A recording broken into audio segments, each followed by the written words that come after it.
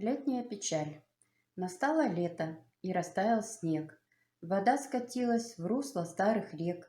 Земля цветет, одевшись сто нарядов. Стремятся ввысь трава и человек. Тумана низко стелются дымки под вечер. Тускло светят огоньки звезд полусонных, и луна в дремоте. Ржут лошади, играют стрекунки, ночные птицы ухают вдали. Поставив юрту, натянув жили, шумит кочевье мирное казахов.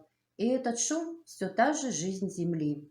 Но вот уже светлеет небосвод, и внятен голос светлых горных вод, и сосны протянули к людям ветви, и утро прямо в сердце радость льет.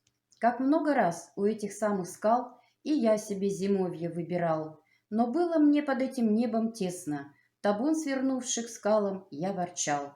Я караулил пастбище зимой, был конь мой скор, и слух был чуток мой. Бывало, кровь лилась, когда случайно ступал в мои пределы кто иной. Озера, у которых мой аул стоял когда-то, и табуний гул, места, в которых мне жилось привольно, хотя на краткий миг бы я вернул. Качающиеся мои леса, летящих птиц сухие голоса. Здесь скот мой жил, аул меня здесь славил. Ушло все, испарилось в небеса. Вот этой самой узенькой тропой когда-то скот я гнал на водопой. Нет, не хочу тех дней я возвращения. Нельзя жить только памятью слепой. Я кочевал, не строил города, искал все пораздольнее места. А в тех местах живут лишь перепелки.